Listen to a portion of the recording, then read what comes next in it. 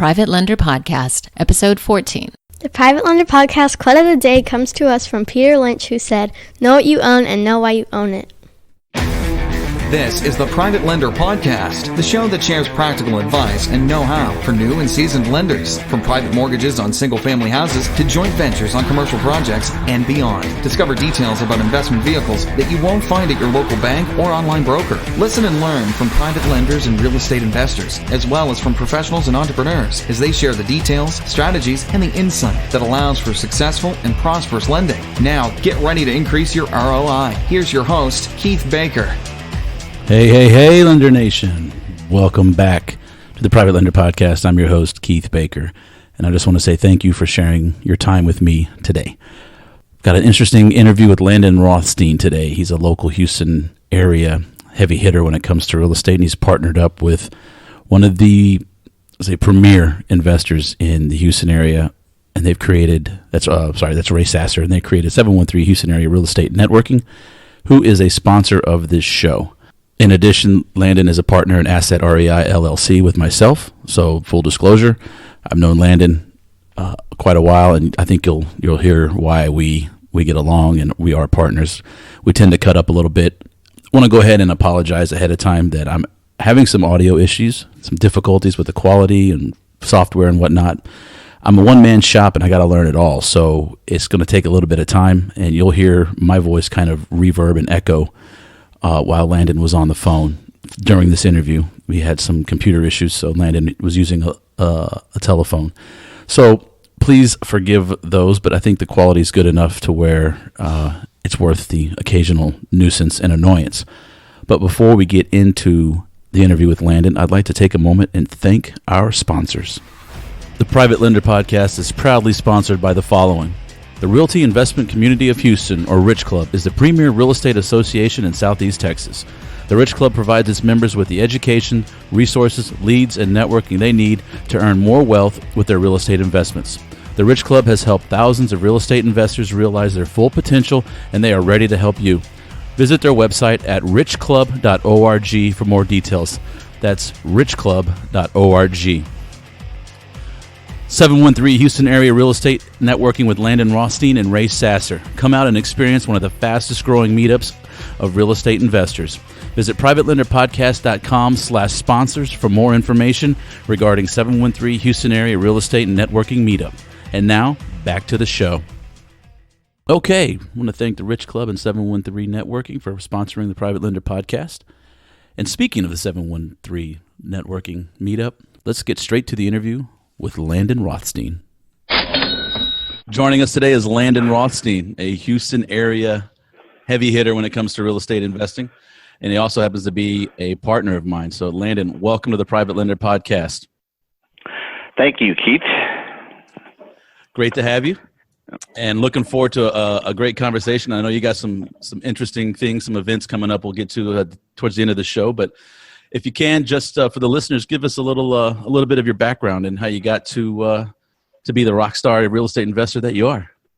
All right. Well, I started about 9 years ago, just kind of like a side thing because I had a full-time job, and I joined a couple of local programs after trying to wing it myself for the first year, and started learning some things and. Their model was basically buy a house, fix it up, rent it, buy another house, fix it up and rent it. And, did that and, I was making a little bit of cash flow and, the whole passive thing wasn't really there. It was a lot more work than, they said it would be. But, anyway, it worked and, I was able to start building some equity with the houses and for about 7.5 years, that's what I did till I got laid off. I was working for my mother, and she laid me off. And my wife. Yeah. And it was nice, though, because we got laid off at the same time, my wife and I. So, at least. I'm sorry to interrupt, but how is Thanksgiving now these days after you got laid off? Yeah, we throw the food at each other just like we did before. So that's perfect. Yeah. So. But anyway, when I got laid off, I had 57 houses, so it wasn't like I was going to starve. So, then from that point, I just kept collecting more houses and doing wholesales and flips and rehabs and all that kind of fun stuff, trying to get my feet wet in all areas of real estate investing. And then, I guess about 2 years ago is when I saw the light with owner finance. I know you interviewed Mitch recently, but that's basically the model that I'm following these days. I really love buying a house cheap, $20,000, selling it for $60,000, not putting any rehab or dealing with contractors or dealing with tenants. It's just it's a really good model all around. It's my favorite. Yeah, it's pretty clean, especially compared to landlording. Yes, yeah. I have 46 rentals and 38 notes, and I'm trying to convert all of my rentals over to notes because life is a lot easier. Not worried about toilets and leaky roofs and all that kind of stuff. Yeah. Well, cool. So built up a rental portfolio of 57 homes, or at least a portfolio of 57 homes. Mom laid you off. And it's funny because you were looking for private lenders to fund your owner financing, and that's actually how we met, through a mutual friend who went from flipping into wholesale mode and didn't need any private money. So he graciously threw me under the bus and in your sights. And I think we made I did a small loan. I think the first loan with you was in the $30,000 range, and then we got together. We figured we're both degenerate enough to get along, so we created Asset REI and put that Mitch Stephen owner finance model to the test, and so far so good. Happy with it, and no toilets, no tenants, no termites. It's working. You buy a house for $5 and sell it for $30 and make the interest on the spread on the interest is it's a good thing.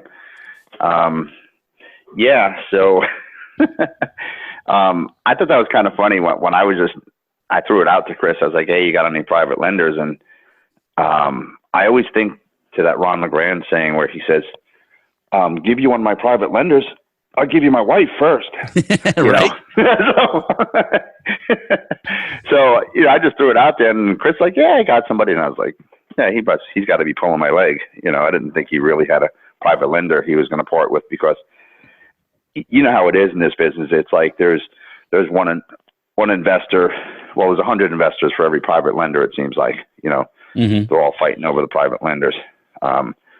You guys are a rare commodity. So, people really are looking for you to put you to use. I mean, I kind of had to. My first 4 properties I got, I went through banks, and then I had some DTI issues, and I was kind of forced to go look for private lenders because I really wasn't wholesaling. And I know that you know this, but everybody else might not know this, but I'm just not a big fan of wholesaling and flipping. I want to hold on to properties. So early on, I just needed to go get some private lenders lined up, like right away after I hit house number 4.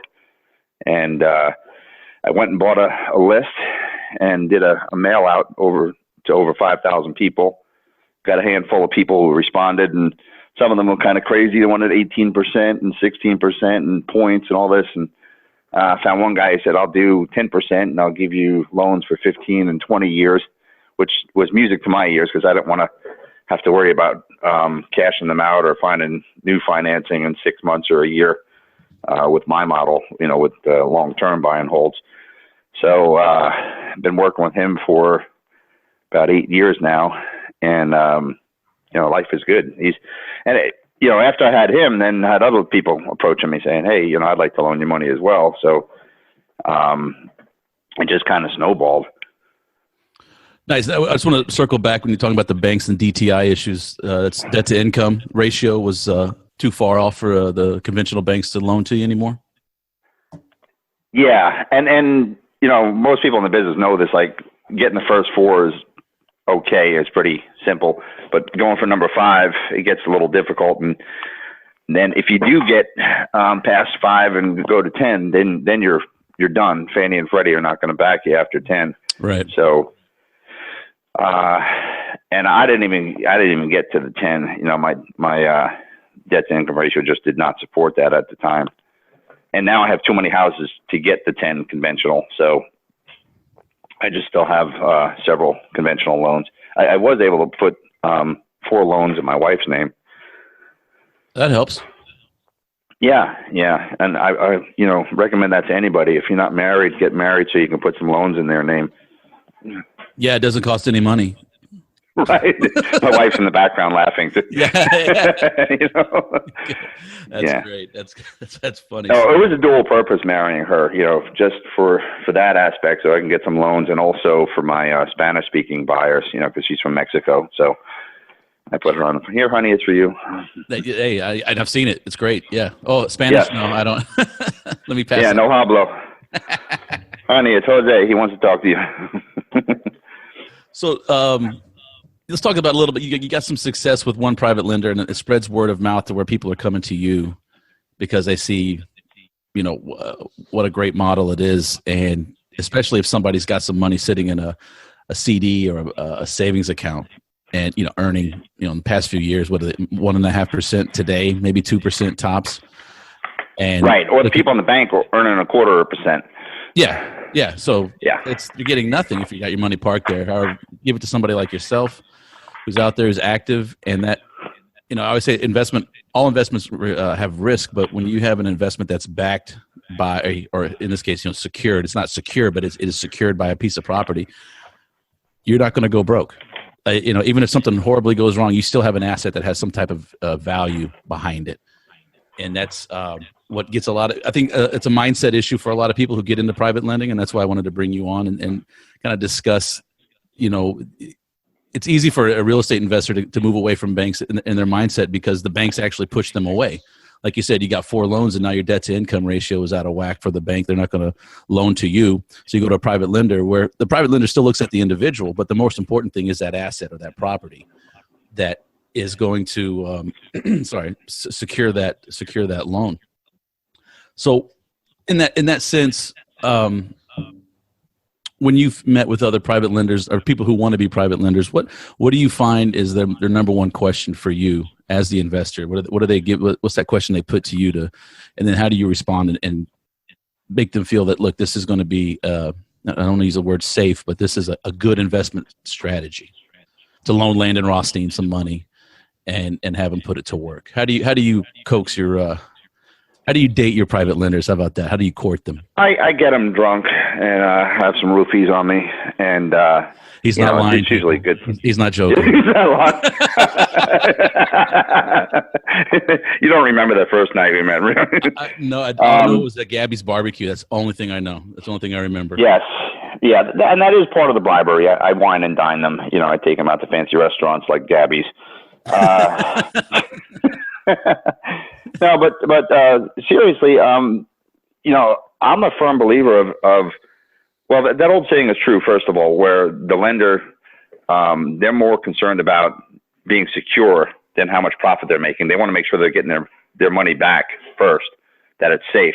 So, and for me, I'm in the strong belief that real estate, if you know what you're doing in real estate, it's almost hard to lose. Like, I don't see how you can. I mean, with the properties that I get, I know how to buy them cheap. Okay. So I'm not buying retail. I'm buying in the right areas. I have insurance on the property. So even if the house burned down, we're still going to get paid through the insurance company. It's really like, it is hard to see how you can lose money in this, buying these kinds of properties the way I do. So, it wasn't hard for me to convince lenders of that because I firmly believe that. I'm not trying to sell them something I'm not really sure about. I'm very definite and it's been true. I haven't ever lost any money yet on any deals and haven't ever not paid a private lender. That's not true. You missed your first payment to me. Well, I'm talking about real private lenders, not you. That's the appropriate response. That's great. I just got off track there. Sorry about that. That was I had to throw a little jab. It's the first. Yeah. So, Yeah, you bring up a very interesting point that I always say is the number one rule when it comes to private lending is ROI, the return of the investment, and securing it and getting that back. That's my number one priorities. If Right. Not on.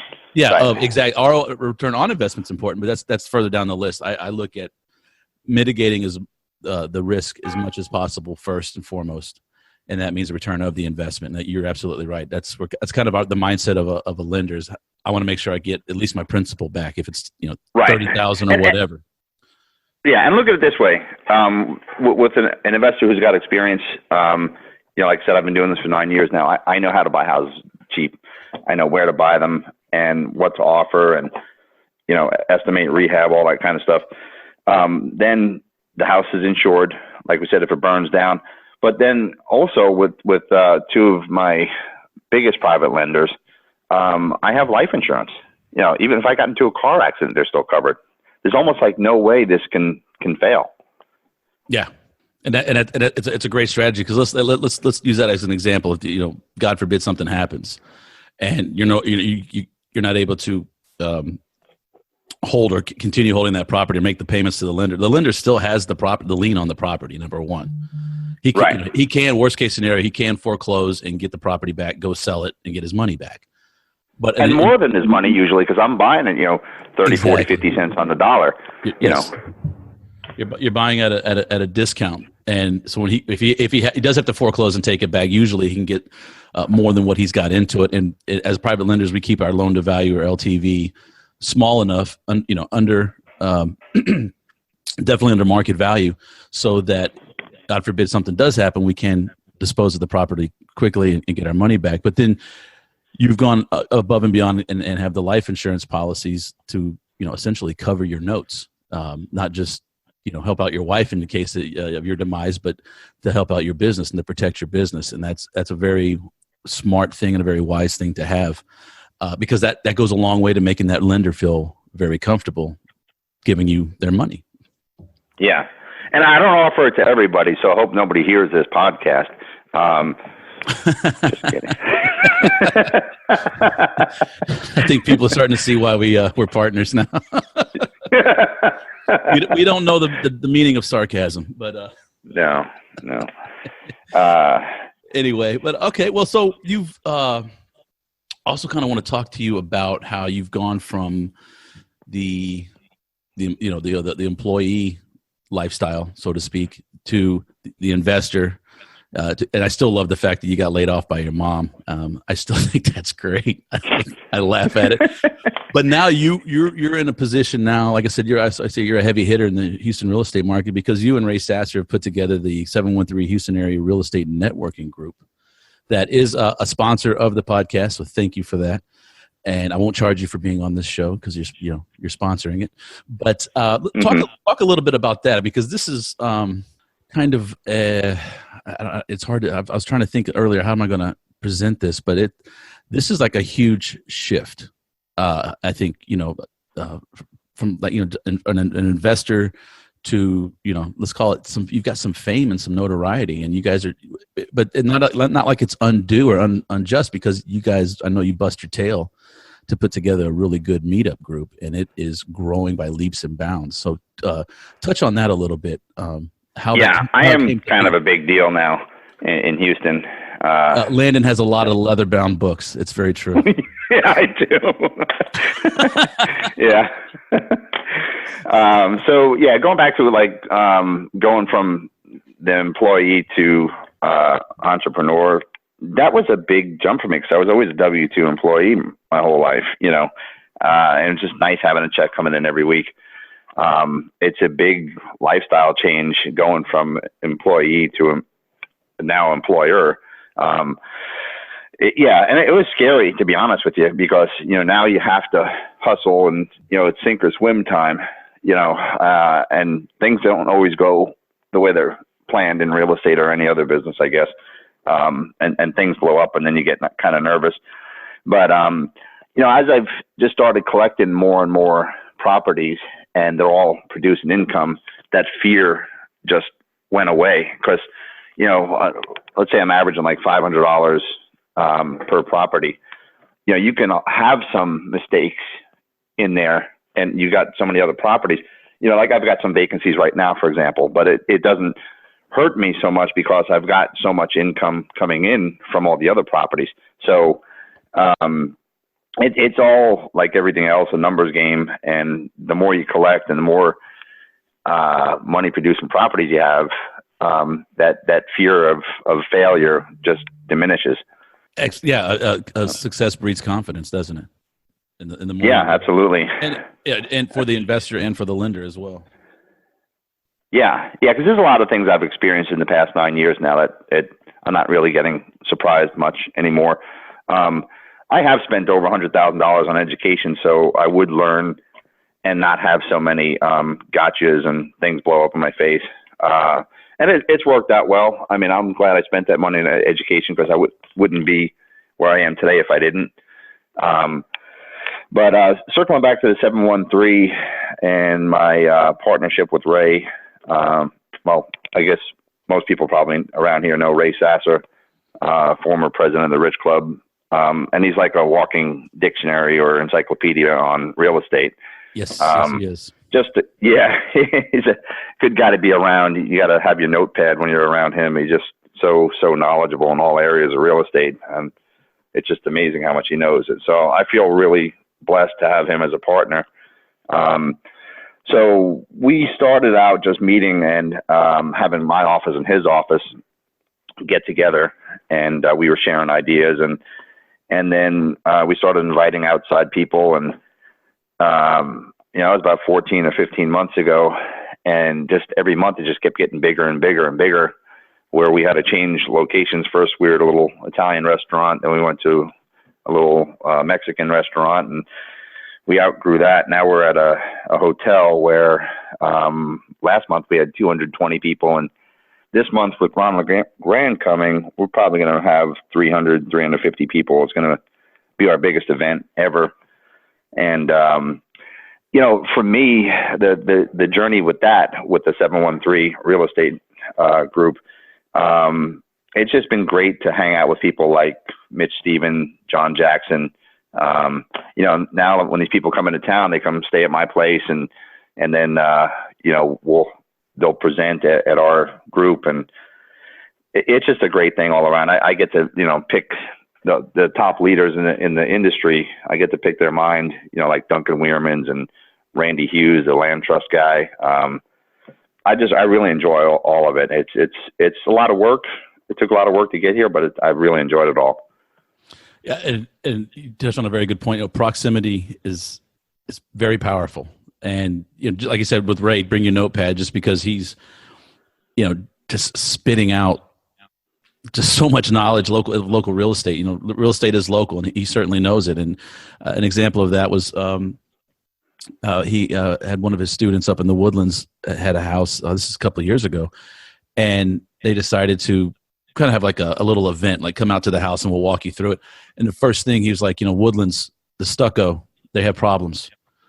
He's like the only guy in the room who knew that because he's done so many deals up in the Woodlands. That's North Houston for those who aren't familiar, but he knew the common problems in the common areas. He knew, and same thing with Chinese drywall when we had the problem with that, when inspectors like Kevin Smith were finding it, and Ray was right on top of it. Or he'll tell you, don't buy a house if it has the breaker boxes by this company because they're going to catch fire. And like you said, just having all of that around, just a Ray Sasser alone is worth it. But now that you have this meetup and all these, these other heavy hitters that are national are coming through and sharing their knowledge. It's a great group. And I love that. I've got a better Ray Sasser example for you.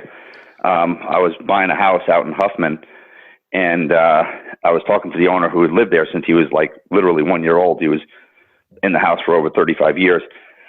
And I was on the phone with Ray like at the same time, and I was telling him about the house, and he says, well, does it have a wood shingle roof?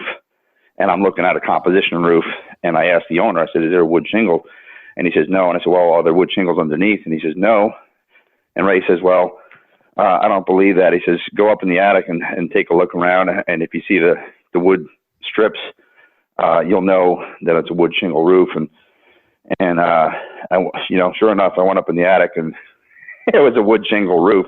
This guy who lived there all his life didn't know what kind of roof was. Ray wasn't there, and he was telling me what kind of roof it was. So I was like, wow, this guy just knows an awful lot. And this was even funnier. So I was going to leave the house, and my SUV would not start. So I was still on the phone with Ray, and he's like, well, lift the hood, pull this off, and do this and that, and it'll start. Sure enough, lifted the hood, pulled off the hose he was talking about, and got the vehicle started. I said, I want to hang around this guy. So. Absolutely. Now, you guys you and Ray also do some coaching, do you not? Yes, we have a coaching program. It's kind of in its infancy. He's been coaching for a long time, I'd say over a decade. But, he and I, our program is kind of new. We have a wholesaling class coming up on April 21st, but that's kind of separate from the coaching program. April 21st. Okay, and yeah. You spoke about how would in your coaching program, is it what's kind of the focus? Is it owner finance? Is it flips, rentals, or just showing people the process of acquiring properties for whatever exit strategy they want? Yeah, it's pretty much whatever they want, and it also depends on their skill level. Most people seem to come into investing through they want to learn wholesaling, so that's what we're getting mostly right now. For the ones who are a little bit more advanced, then they want to do the rehabbing or landlording or owner finance. But a lot of people, they just want to come in and start learning wholesaling to get some quick cash. And, that's primarily like the people that we're getting right now, our students. Okay. And what date is that class you said on wholesaling? Yeah, it's going to be April 21st, April 28th, May 5th, and May 12th. It's 4 Saturdays from 9 o'clock in the morning to 11 o'clock in the morning. But what's kind of cool, I think, that we're going to do is during the week, we're also going to have a couple of accountability calls. So we're thinking like maybe Tuesday and Thursday we'll have coaching calls in the morning to see if somebody's stuck. If they don't know where to go next, they'll ask Ray or myself, and we'll try to get them over that hurdle. And what we're also doing is we're making our number available for like the emergency times too, when they're out talking to a seller, let's say, and they need an answer on the spot. So it's, to me, I think it's better than some of the wholesaling classes that I've taken where you take a day course or a 2-day course and then, you're out on your own. You don't have any more support. I just think it's a better model. Yeah, absolutely. And you got Landon Rothstein and Ray Sasser supporting you, so that's that carries a lot of weight, certainly in my book. So tell us more. And in my case, physically and literally. And so, literally. Yeah. I'm dropping a few pounds, man. I'm losing it. Yeah, you are. Yeah, I'm proud of you, I'm going to have to look for a fatter guy to hang out with to make me look skinny now. You were my go-to guy for that. Oh. I'm here to help. But hopefully there'll be a lot less of me around. But let's circle back. When's Ron LeGrand coming to your meetup? Okay, Ron LeGrand, he will be here April 12th, 13th, and 14th. And the 12th is the big day. That's the meetup. And like I said, there'll probably be a few hundred people there this month. And, Ron will be speaking for about an hour and a half. And he has, on Friday night, he'll have a VIP dinner for the people who sign up for the Saturday class. And so you can get 3 days of Ron. And do you know Ron? Have you ever met Ron? Oh, yeah. When I was on the board of the Rich Club, he came by, and I had one of the dinners with him since I was on the board. And having Ray Sasser and Ron LeGrand in the same room is you're going to have to like empty your mind before you walk in and just two of the most knowledgeable people in the industry for sure. Absolutely. In all things too, not just, one little niche. They just know a lot about a lot of areas in real estate. I've always liked Ron. He really does have huge giveaways. When I was at one of his events about 4 or 5 years ago, I won the big prize. He had a commercial boot camp. It was worth $3,500. So I wound up flying out to Florida to take the 4-day boot camp. But I mean, it was a great prize. I mean, there were other people who were paying the $3,500 to go take the same class that I got for free. Nice. And he's going to do the same thing at our event. And there was he's just a great guy. We're all in class one day out in Florida. And after the class was over, he says, "Hey, you guys want to go see a movie?" So we're all like, "Yeah, okay." So we went and we saw Captain Phillips. So just a nice guy. He just tells it like it is, and no BS. And he's a straight shooter for sure. Yeah, and he just simplifies things for you, and a lot of people need that in the beginning. Yeah, absolutely. So that's going to be. I'm looking forward to the 12th, 13th, and 14th myself. And just a quick question: if think I can get that giveaway, maybe can you put my name at the top of the list, or I can stuff the box. You just give me a whole bunch of cards. Yeah. I'm getting 10,000 printed right now. But he's very, very generous. I haven't seen anybody give away so much stuff like he does. I mean, when we have our meetup, we always try to push the speakers to give away something, and some will, give away a book or basically like a discount coupon off one of their programs, that kind of thing. But Ron, he'll give away that $3,500 program, and he'll also give away $500 cash and $100 cash. He gives over like $5,000 in prizes. Yeah.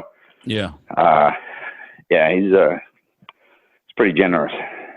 Yeah, he's definitely one of the national guru types that I listen to intently when he speaks, because like you said, he's a straight shooter and there's no BS, no fluff, and he simplifies things pretty well. So I've listened to pretty much every program he has. I'm a big fan of listening to podcasts and real estate investor material.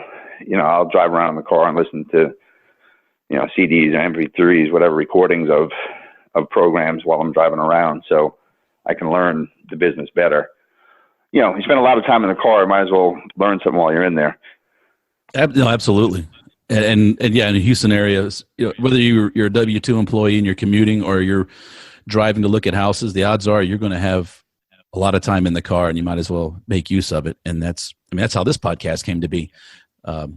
It's geared for people commuting to work or commuting to properties, looking at things that they're going to be in the car for 30, 60 minutes and, get a little education that's truly passive. You don't have to watch a video. You can keep your eyes on the road and listen and, and process the information as it comes in. Yep. So I'm right there with you, obviously. So how do people get a hold of you? And Ray, how do they get a hold of obviously the 713 meetup? They can go to privatelenderpodcast.com/sponsors, or just click on the sponsors link and there'll be the 713 Houston area real estate meetup information. Will take you to the meetup page. But if someone has a question on coaching or some of these classes that you've mentioned, how do they get in touch with you? Okay. Yeah. Well, a couple of ways. They can call 281-852-7777. That's my cell phone, so they can call or text there for any information. And my email address is Landon, Landon, @sellerfinanceme.com. That's for my owner finance properties. Okay, and all this information will be in the show notes page as well. So if you are driving and can't write it down, just go to the show notes. This will be episode 14 with Landon, so grab it there. And the way to get in touch to find out about our meetup is if you go to meetup.com, you can go to just put in the search bar 713 Houston Area Real Estate Investor Network. Yeah, with Landon Rothstein and Ray Sasser. I'm looking at it right now. Yep. And that's held, except for the one with Ron LeGrand, that's held the second Wednesday of every month at the Holiday Inn Express and Suites at 125 Airtex Drive. It's at I-45 and Airtex, North Houston. Sounds like you've been there. Time or two, yeah. Time or two. Yeah. So, excuse me. Speaking of giving things away for free, are you going to go to the Quest IRA Expo up in Dallas in August? It wasn't on my radar, but I travel all over the place going to these kinds of things now with various groups. So I'd be interested in it. Well, if you sign up, use the promo code Baker Expo, and you get 25% off your tickets. So that just Nice. happened. They just emailed me that. So yeah, I want to get that out there to anyone listening. I'll be at the expo. I'll be recording some podcasts there. I'll also be speaking on a panel of private lending and technology. So I want to invite everybody out. I'll even see if I can get you in, maybe even for 50% off, Landon. I don't know. We'll see. Depends on how much fun that you make out of me. But anyway, Right. yeah. Just use, if you're signing up, go to Baker Expo, 25% off, and definitely check out Landon and Ray's Meetup. And I can't the coaching. I mean, there's like a handful of mentors and coaches in this town that I would trust, and yeah, you guys are definitely on that list. So I highly recommend people get in touch with you. So, Landon, I want to thank you for coming on. And anything else you'd like to say before or get out there before we say goodbye? No, just hope to see everybody over at the meetup on April 12th. It'll be a big one, a fun one. There's always free food, free drinks, wine, beer. Free food, wine, and beer? Yes. And there's a lot of free things. There's free parking. There's free education. There's free networking. And for you wholesalers, bring your deals. Deal sharing. Oh, wow. So, okay. That's so you can get fed, you can get drunk, and you can get your deals sold. Yes.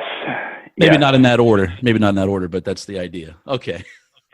Right. So it's a good time for all. Well, especially if you got a bottle of roofies. So. Yeah. Right. All right, Landon. We better. Well, I don't need those new lenders. Exactly. So I want to thank you for coming on and sharing your story with Lender Nation today. And of course, I'll be seeing you soon. But it does mean a lot, and I wish you all the success in investing and everything in the future. Thank you, Keith. See you soon. All right, take care. Bye-bye. All right, that's going to do it for episode 14. I want to thank you for listening today. And I'd also like to ask something of you. If you're listening to this for the first time or the 14th time, if you would please go to iTunes, Google, Stitcher, or SoundCloud, wherever you're listening to this podcast on, whatever platform, please leave a rating and review. My goal is to teach people about private lending and how to do it safely and successfully. And by getting the more ratings and reviews that we get, the better and further the reach becomes, higher up in the ranks in iTunes and whatnot. So it helps get the word out there. So this podcast is free, but I am going to ask you to pay a small price and go leave a rating and review if you haven't done so already. If you have, thank you very much. I greatly appreciate it. Well, that's all the time we have for today, gang. I wish everybody in Lender Nation happy and prosperous lending. Take care. Thanks so much for listening to this episode of Private Lender Podcast with your host, Keith Baker. For more great content and to stay up to date, visit privatelenderpodcast.com. If you enjoyed today's episode, please rate and review, and we'll catch you next time.